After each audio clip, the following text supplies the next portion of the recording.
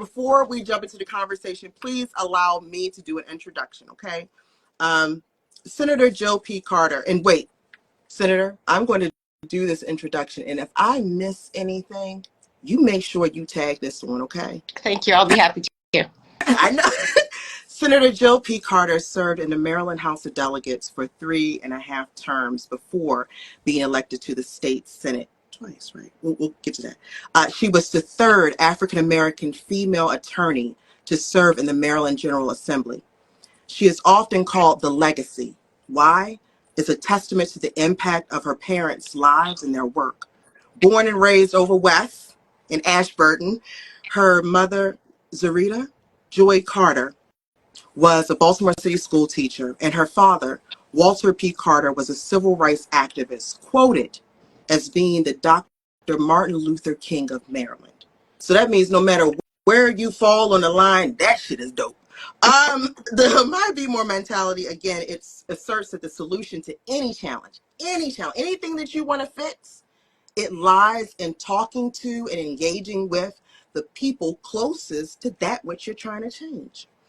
So, of course, that's why we're sitting here today, this evening, discussing the 410 on the Child Interrogation Protection Act with the co-sponsor of the legislation, Senator Jill P. Carter. Senator, welcome. Thanks for having me. Sorry about the technical difficulties. I Did you show see, my generation. but did you see how we were calm? I'm finding with age, I'm not getting as rattled as I used to. God's got us. We'll be okay. So thank you for that. Senator, before we jump into the nitty gritty, I share with you, I do not consider myself a journalist.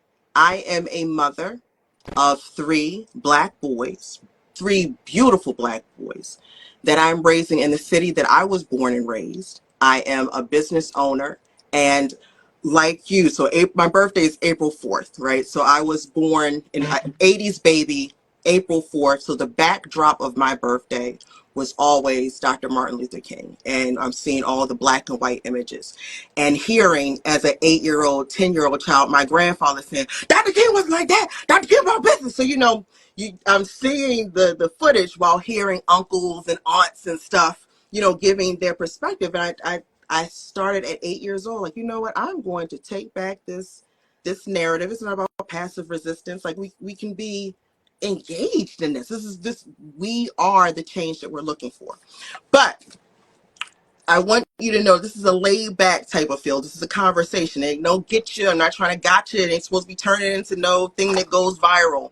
The goal of us having this conversation is for the everyday person who is too busy working, taking care of their children, dealing with their health to take notice of these important issues sometimes. So I'm going to do a speed round of questions for you. I know.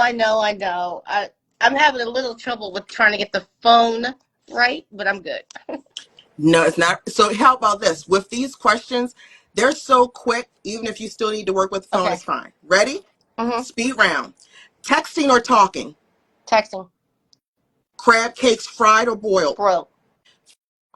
Favorite city in the United States, Baltimore. aside from Baltimore? Aside from Baltimore. Chicago. Nickname your parents used to call you? Prissy. Name a song that you turn on when you're trying to get pumped, trying to get amped. I need to bring out the fire. What's The Big song you Payback. feel like? Okay. How long does it take you to get ready? Hours. Oh, okay. Well, that's good to know if I'm ever waiting for you. Thank you. What is a talent that people will be surprised that you have? I don't have any talent. Nah, come on. You can sing, you can balance something on your nose, nothing. So I can't sing. I don't know. I fancy myself a frustrated actor. Like in my next life, that's what I'll do. I think I'm good. I'm a I can be very You dramatic. know what? You find the passion in the moment. There you go. I love it. If you had a pet parrot, what would you teach it to say? Oh no. Somebody said baseball. Go ahead. The parrot will say baseball. Okay. Thank you. Okay, baseball. Let's say All we say right, the two more. We're Orioles. out. If you could be any age for the rest of your life, what would it be? The age I am now. Come on. If you could hang out with any animated character, what would it be? Who would it be? Any animated Yeah, character. any cartoon character, animated, A like you've watched. cartoon character. Um, I know Senator. you're like, I don't know. I don't have a good answer because my answer is going to be something people can't even relate to here. Because I'm not a cartoon person, but when I was a kid, I only liked three cartoons. Tell Um, us. I liked Alexandria and Josie and the Pussycats. I liked the Jackson 5 cartoon and the Harlem Globetrotters cartoons. The only cartoons I ever liked. Let me tell you how the comments are going crazy. Okay. And last one, what Oh high yeah, school Huey from did? the All Boondocks. Yes. right. Like fine. Oh, look at he was talking about that age. I like that black women come through. What high school did you attend? Western High School. A Dove. Dove Love. And I'm going to end off this speed round of questions. Senator, can you please, for context, let me start. So in 2022, I heard a lot of conversation and hubbub about this act that needed to be put in place for children. And at the time, like I said, I have three boys. I'm like, well, what's the deal? Because it didn't seem the common sense part. I'm like, wait, this doesn't sound like something that would actually need to be an act. What am I missing? So, Senator, can you please give context to what the act is, why it is for our audience to learn? So short abbreviation is SIPA. People call it SIPA, the Child Interrogation Protection Act. And it took actually 3 years to get it passed. And I have to tell you, um, I really didn't think that it should even have taken 3 years because I thought it's common sense. Everybody watching, everybody in America knows that we have not only a Fifth Amendment right, when we have Fourth Amendment rights, Fifth Amendment rights, we have a Bill of Okay. Rights. But the Fifth Amendment right is specifically the one implicated when you are taken into custody by law enforcement. And when you are taken into custody by law enforcement, everybody knows now that you have a right to something called Miranda rights. In fact, a lot of people, they're like, they didn't read me my Miranda rights. Well, the way that law enforcement generally does it these days, it's not often like television. It's sort of like in television, they always like tell you the rights. But most often, in where we are, they slip a piece of paper to you and ask you to just sign it, and they may not even read out what the rights are. And people are nervous when they're arrested. People don't understand. People may be illiterate, and many people do not want to admit that they do not understand what's on the paper. That's usually coupled with police officers saying, hey, you want to talk to us, don't you? If you just want to talk to us and you just want to waive your right and talk to us, just sign the paper. So that happens. That's the way it's really done. Bottom line is that many of us adults in that situation would either succumb to kind of like the feeling of pressure. Let me just cooperate. These Yeah. police officers seem to want me to sign this paper. But when it comes to children, we know that children's cognitive abilities are not what adults are. We know that from the brain science that their frontal lobes are not fully developed. And so all of that plays into their often lack of understanding what their rights are. Plus, police don't read it to you like they do on television. And so all the Child Interrogation Protection Act really was designed to do is primarily three things. One, notify the parent or guardian when a child is taken into custody so they know where their child is and what's going on. Number two, notify an attorney to explain the rights to the child. Those rights are you have the right to remain silent. Uh, You have the right to an attorney. If you cannot afford an attorney, an attorney can be appointed for you. And also, when you have a right to remain silent or speak. But if you speak, you're supposed to know that anything you say can and will be used yes. against you in a court of law. But when you talk about having a right to remain silent, research has shown that many children don't understand what a right is. They don't understand. They think it's right versus left. They think it's doing the right thing. They don't think it's a right, like as in a constitutionally guaranteed protection. And so they don't understand it. Research shows. Number two, even the term waiving your right, children don't understand what waiving a right is. They think it's waving a hand or something like that. And so the idea is that an attorney would explain the rights to the child so that if the child chose to talk, they'd at least understand all of the implications. If the child chose to remain silent, understand those implications. And so the law just simply says that before a child can be subjected to a custodial interrogation, and our Supreme Court has long recognized that a custodial interrogation is a critical stage of the adversarial criminal process, and people have a right to an attorney and to remain silent and to not incriminate themselves. That's a fundamental right, a right to not incriminate yourself.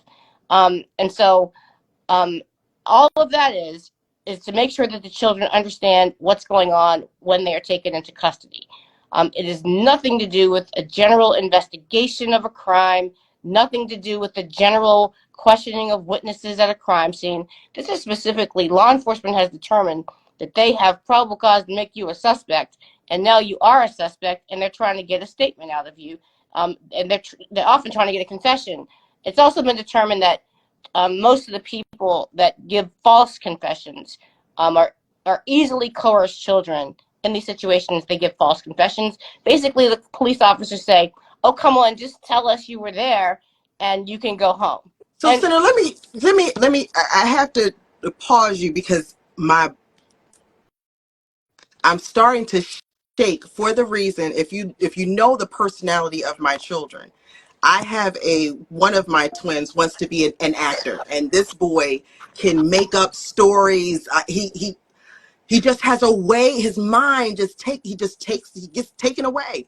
So I'm trying to put this into layman terms. When I was listening to this in 2022, the way I interpret it was, let's say that my boys' school was just let out, something occurred, my boys were in the area, wrong time, wrong place.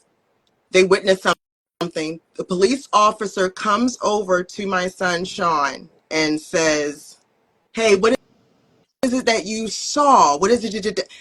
So because I want to let you know, I just learned yesterday that you are supposed to say, "Am I free to leave?" Like if you're talking to a police officer, you can say, "Hey, am I free to go?" Because if you're not free to go, then I'm like, okay, we got a problem here. I need my mother.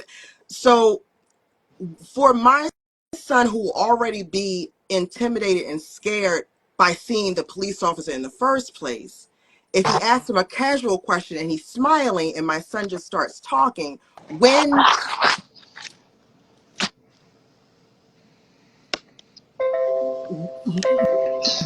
the disconnect that happens there? When does the child know their rights? Do we do any public awareness? Is it any type of teaching that happens for children to actually know what no, and most children are raised and conditioned to respond to any person in a position of authority. Many people believe that children in particular believe they must respond. But I also want to talk about that just a little bit because a it's not always the case that a person is in a custodial interrogation and not free to leave because they're taken into the precinct. It could actually be that you find yourself in a custodial interrogation even on the street. It's really at the point that a person becomes an actual suspect and believes that they are not free to leave, meaning like if I say no, the cuffs are coming on. So we know that children have much less of an ability to discern the dynamics of the situation. And the law says it's under the basis is under a totality of the circumstances. Was the person free to leave? Is really the standard? But the bottom line is that most kids think they have to answer the police. But Yeah, here's of what I want course. to do: nothing in the law prevents police from lying. Not to you, not to me, not to kids. So think about this: routinely police will say, just tell us that you did it your friend over Already there just told us said. that you did, so just admit it. They haven't even seen the friend over there, right? So the bottom line is we just want to protect their rights. We don't want children making false confessions. Don't want them coerced into confessions. And, another important thing is all day, every day, when the situation gets intense, because this has come up a lot in these conversations recently, where they say, well, what about a child who is being used, at the low end of a gang activity, or adults are using the child to do stuff? Yeah. Don't Yeah. we want the child to talk to get to the people? Well, that happens all the time now. And quite often, um, what the law enforcement does when they really believe a child is being used and is part of a real criminal operation, they offer the child immunity, because it's more important to get to the big people than it is to get to the Mm, child. And so that's why, yet again, having that attorney explain it, and be even present, could actually help at the front end, because that's something that could be worked out, where if there was no attorney ever consulted, maybe it wouldn't be. So, there's a lot of components to it. But I think that one of the things that's really crushed me is that we have people in our state that we trust. They are in law enforcement, they are in state's attorney's offices, they are the state's attorneys across the state. And they've been running around here for months lying to the public, to the media, saying because of this law, we no longer are allowed to talk to kids. First of all, can we unpack that for a second?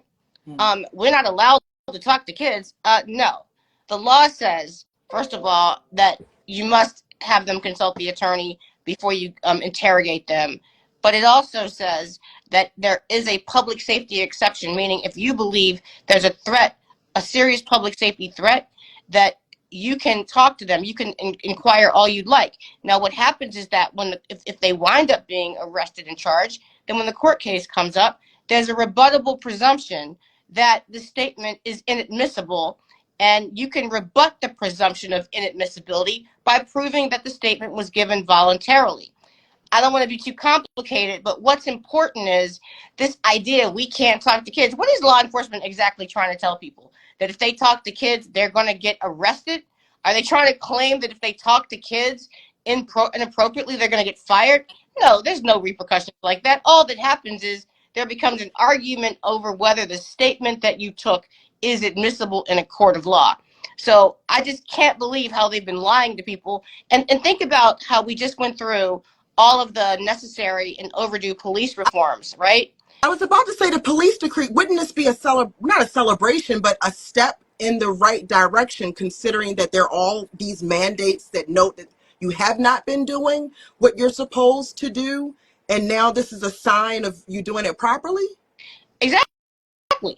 But I think also what's important is we know, and I don't, we know that doing something improperly has not traditionally been a deterrent for law enforcement.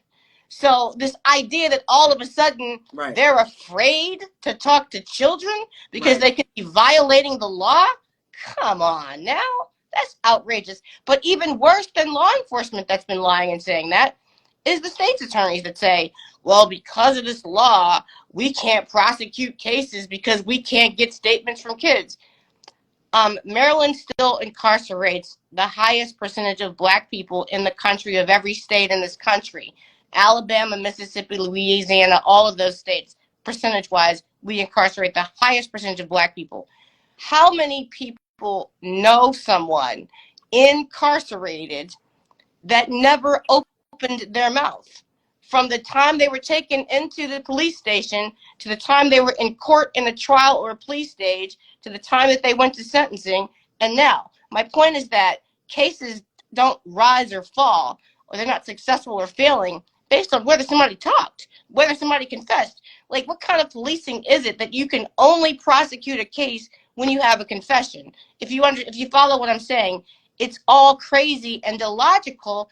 And the reason it bothers me so much is that people believe people in authority, law enforcement, and state's attorneys when they say stuff. Well, let They me ask you, Senator. really Let me let, believe that. let me ask, because we have people that are joining that are, it's like a roll call. So I always want to just give context to why we are here. like for those that are listening, it's the fact that I did not go to law school, right? This is not my everyday, but I am a concerned parent. So what I want to understanding that for Baltimore, we are so reliant on local media, and what Dion does know is marketing, right? So for the folks that are on this call, I just want to note propaganda. It's a noun. Information, especially of a biasness, misleading nature, used to promote or publicize a particular political cause or point of view. It's like a dog whistle. So I want to understand for help us better hear through the news that we're receiving, especially in understanding that I'm going to be honest.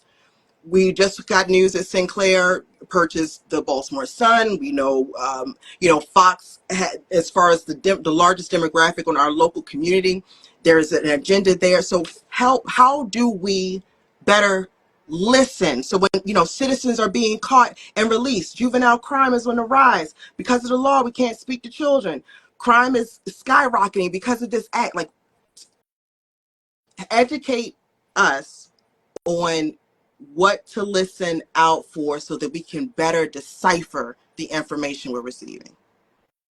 Well, I think you've got to listen out for actual empirical data, actual specific facts and scenarios. What I've found is that in a lot of these claims, they're just simply baseless.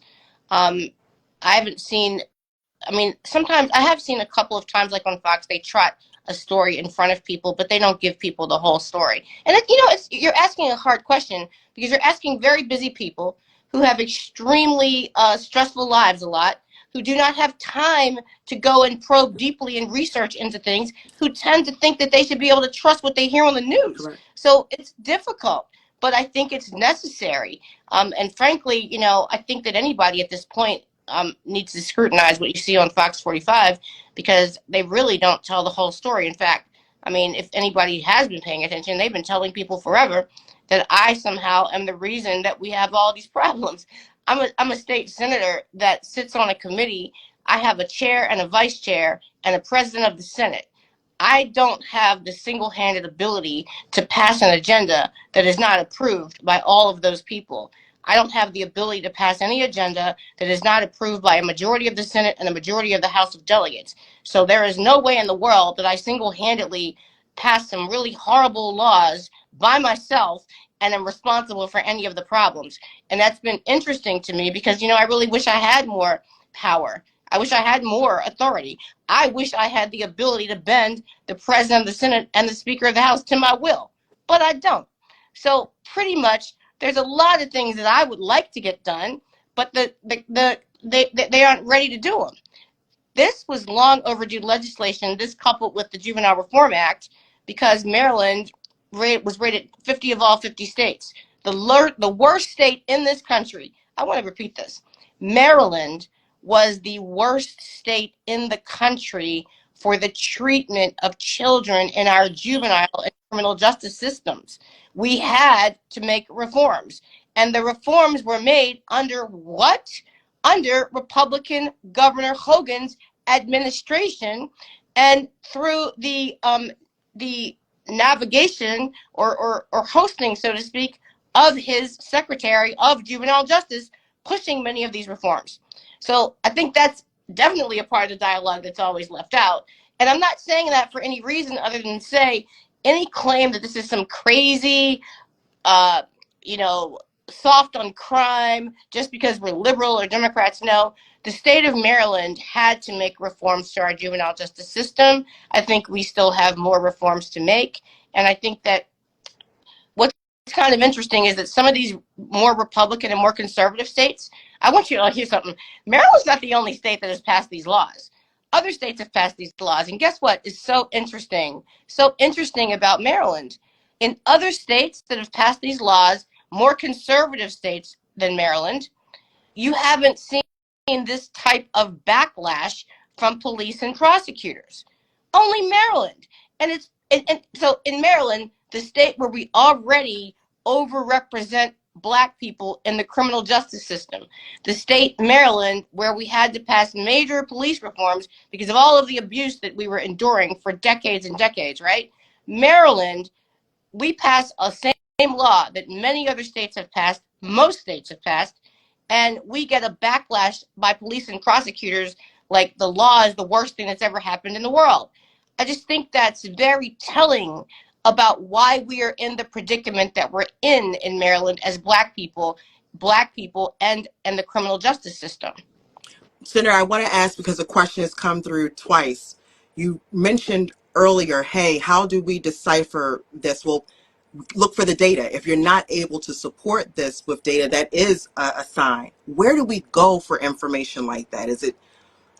So the first thing that I would suggest, and I'm going to go back before the data, what has happened a lot is that nobody, including some of the prosecutors and police, have read the actual laws, right? Just the black letter of the law is really a good source of information.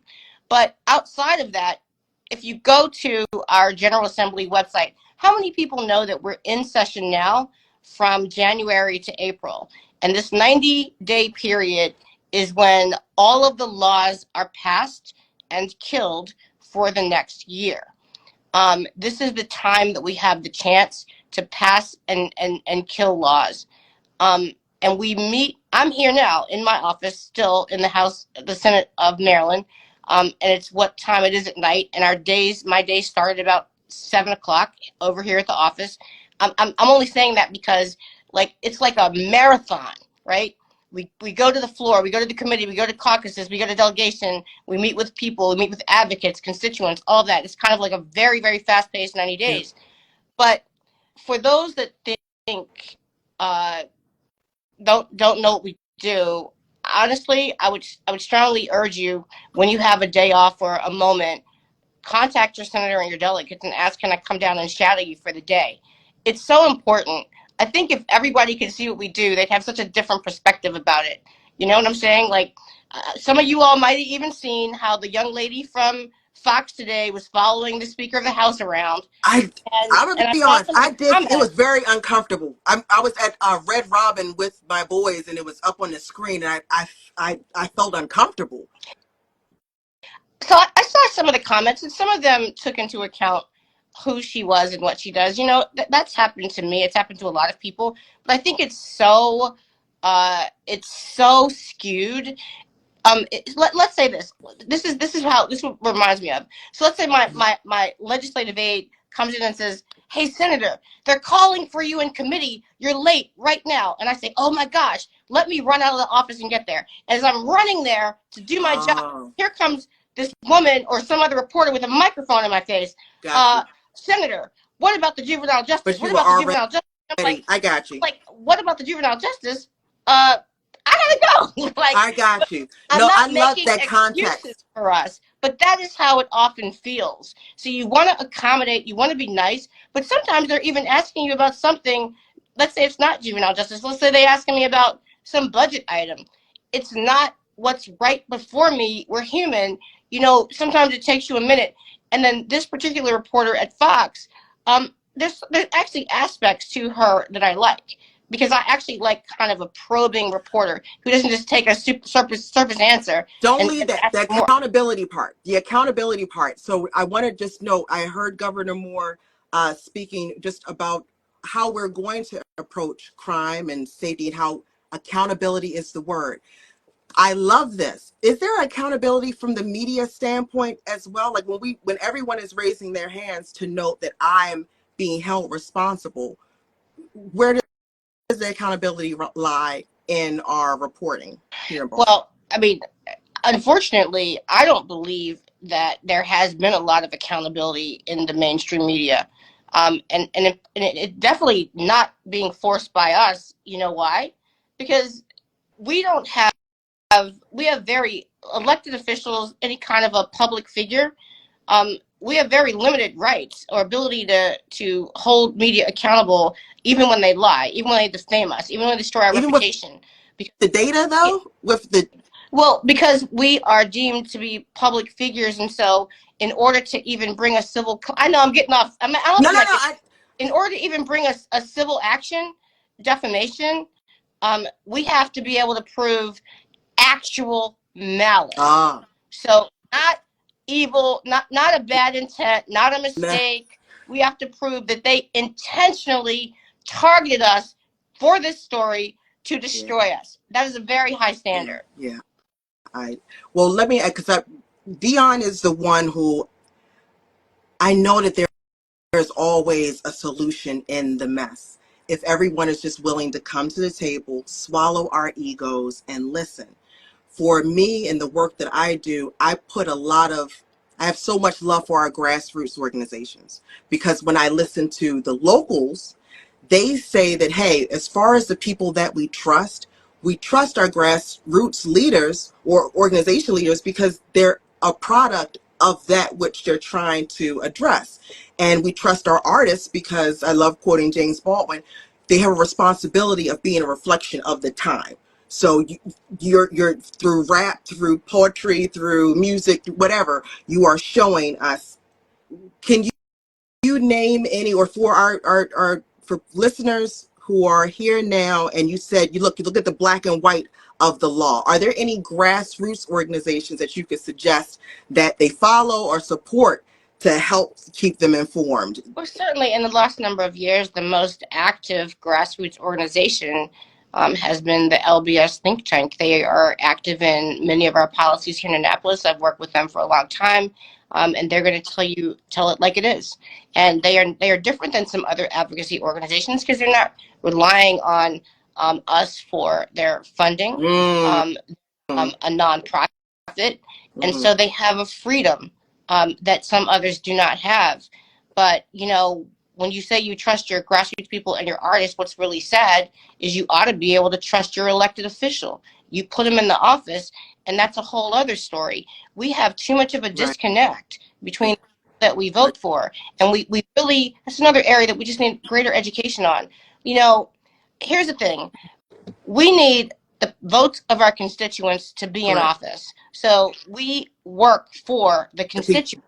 Hmm. But because of this really disgusting process that we don't challenge of campaign financing, you have to raise all of this money. And sadly, most of that money rarely comes from those constituents. So by the time you are elected, you are more often than not conflicted because you owe the people that paid for you to get here. Because you got to, they I know. Scratch each my vote back. costs Yeah. us amount of money. So even to get your constituents to even know you, you got to have money to get to them. It's all, kind of messed up that way. But I think that this is just another area that we got to be smarter. And when you ask another thing we can counter, we got to strengthen our media. We don't have strong media anymore.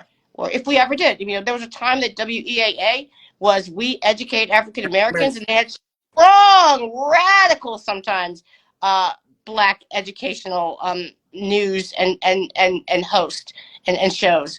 The Afro was a very active paper back in the civil rights times when the Sun and the News American would not report on black people and what was really happening with civil rights. The Afro could be relied on to do that, but it's whittled down to almost nothing now. So I If mean, you I think support, that okay, we've got to be we've got to work together collaboratively, just like Sinclair bought the you're Sun. right. Maybe we could find somebody to infuse some money into the Come Afro on, paper. come on. Oh, wait a minute. See, we're getting to solutions now. That is an amazing idea, a no-brainer. Well, I just want to know, even with for people that are listening, I'm always saying that God has given everyone a specific gift, and your job is to use that gift to make life better for others. And as long as you focus in that lane, the riches and fame, fortune, God will provide, but you're supposed to use your gift to make life better for others. I want to say this might be more project space. We're not journalists, but it's trying to at least get the people with the most lived experience to come and talk directly to the people, and hold us accountable because I don't know everything, but I am surrounded by very intelligent people. And if we're willing to listen, there's some good ideas that are coming. So just in this conversation, I don't want anyone to leave this call and feel like we're damned. The point is the fact that the act was passed there is this pushback, and we want to understand where, for example, poor Dion. I'd heard about the Central Park Five, right? I knew about them. Did you know we had a Harlem Park Yeah. Three?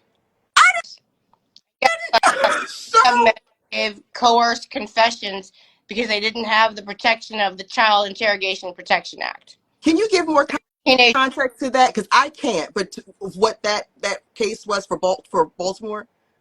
those three teenagers from Harlem Park gave false confessions to murder, and they were released from incarceration just a few years ago after serving, like, I don't remember the exact amount, Like over 36 was. years. And now we've our tax dollars are going to pay to compensate them for what the government did to mess up their lives, what the government did wrong. But again, the Child Interrogation Protection Act is designed to prevent situations like that because they were coerced into giving false confessions. I'm not going to hold you. One, I really do appreciate you taking the time to just sit down and Next talk time to. I'm gonna do what you said though and get my lighting together. I feel like it's not a good visual. I didn't know how to do this. I No, know how to do my phone. no, but Senator, what there's two things that I have to state. So before, I was really nervous about having this conversation with you because what we're talking about is critical. This is life and death type stuff, and I don't want to come at it with any type of levity or any misinformation. So I called my father. So my daddy he was a nurse down at Central Booking, and now he is at the Youth Detention Center. And I called Daddy and I was like, look, I'm going to be talking to the senator tomorrow, Daddy. And I'm explaining to him, and he's listening. He was like, well, Dion, everything that you're explaining about this act, I get them after this. So for me, I'm looking at the fact that you have these young guys coming in here with no dental, how like their teeth falling out. They've had asthma forever, didn't know it. No nebula, no inhaler, diabetes, you know, and I'm listening. So it makes me take a step back and state that, look, the system, the system is flawed. Instead of pointing the finger, how do we collectively take responsibility for this?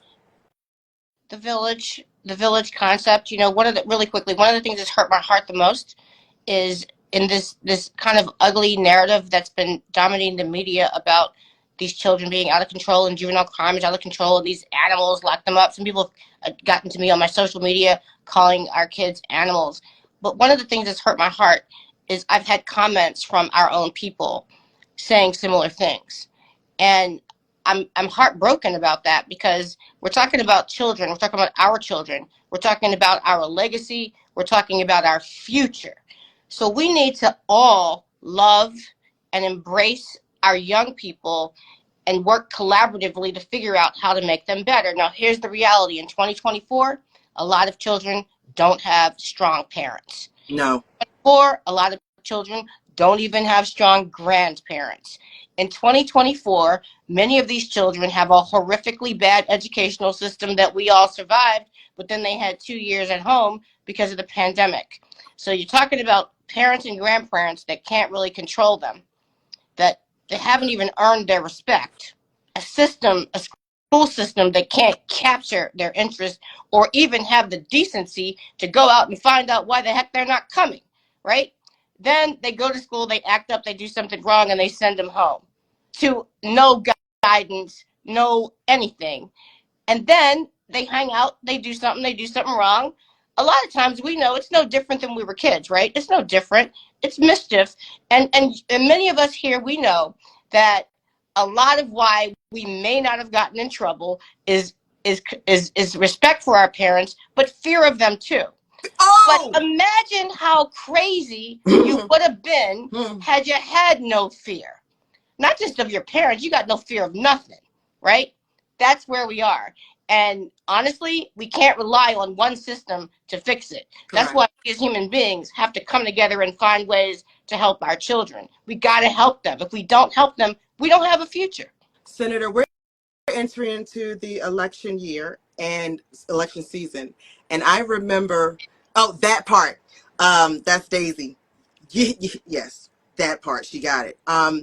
It was LT Dana Carr at the Leaders Youth Tomorrow Center. It was leading black women. It was a leading black women at an event, and you were speaking at the time it was 2021, or you were explaining that, hey, this election that we're going into is going to be, we're getting new folks at the highest level, and guess what, guys, in order for them to get there, they're going to need us. What do we need to do from your perspective, Senator, where you sit of lived experience? What do I tell, how do I motivate my aunt, my cousin, who honestly are like, you know what, it's all lost. Do you how what suggestions do you have for us? So I would agree with some people. I think our, can I be No, honest? you have to be. Like, Yes. I don't want to appease people that have a certain perspective. I'm a Democrat and I am a progressive black woman, but I am not a person that hates people with different ideas, perspectives, or parties.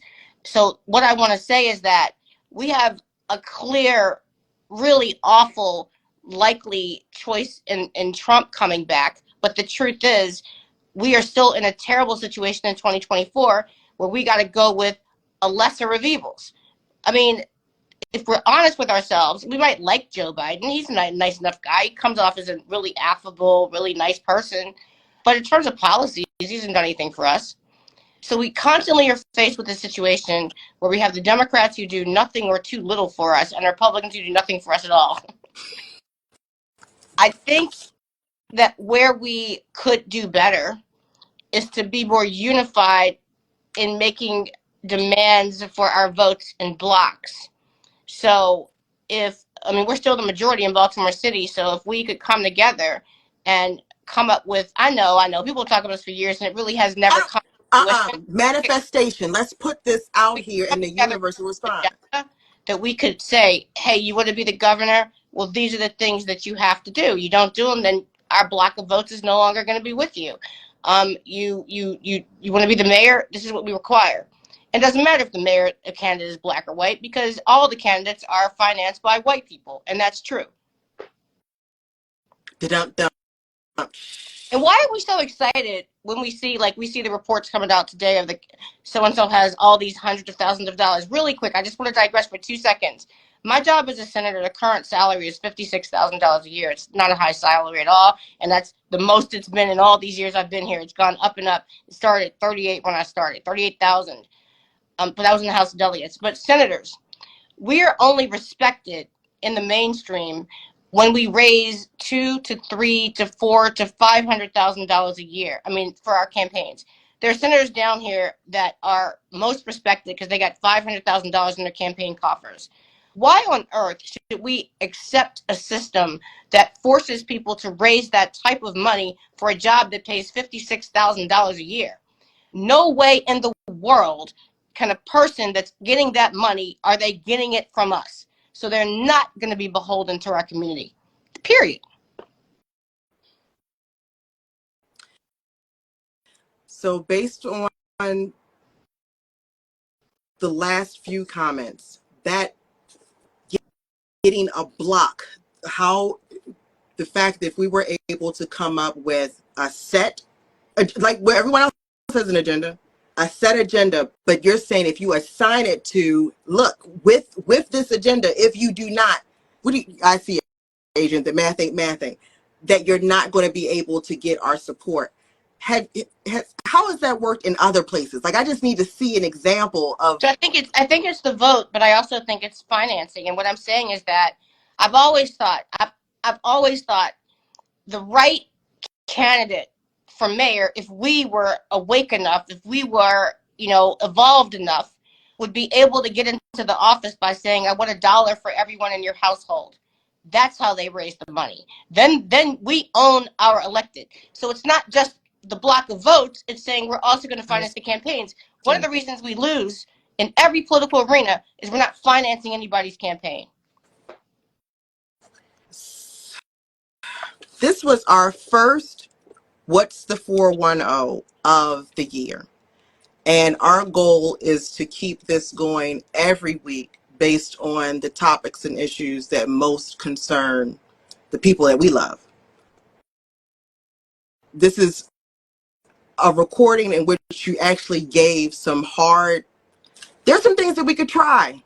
And it's some information that we never had before that can change perspective. And I'm talking kind of past you, Senator, I'm saying to when you're at lunch tomorrow and someone is saying something to this point and you actually have data or insight to counter it, say it.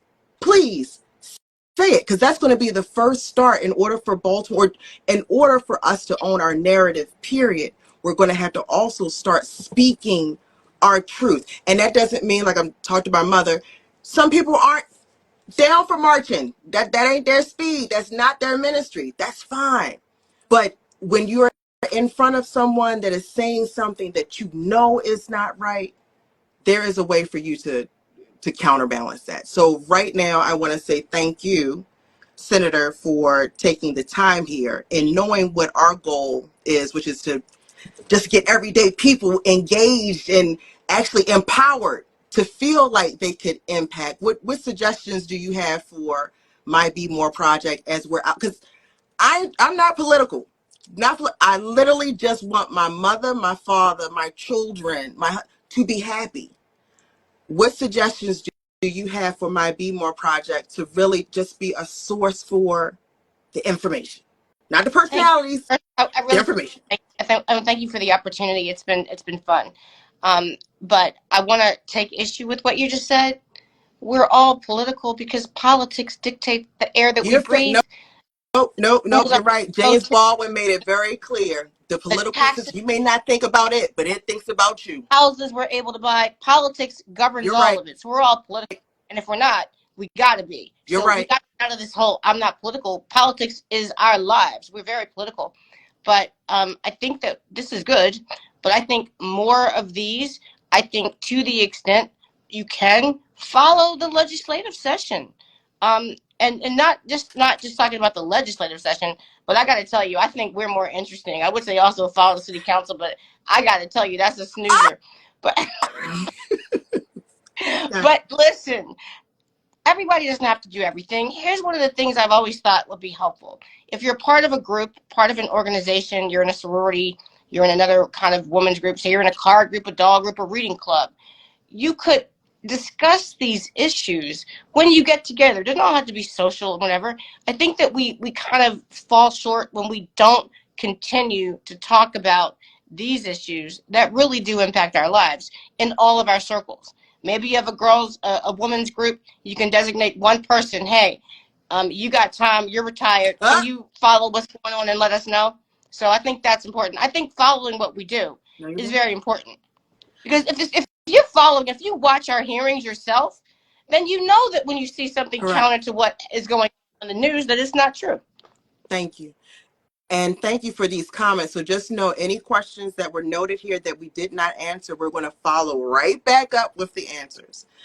With that, join us back here next Wednesday at 7 p.m. We'll be speaking to Adam Jackson, CEO of Leaders of a Beautiful Struggle, because he's going to be mad at me, but I'm like, I'm hearing reparations.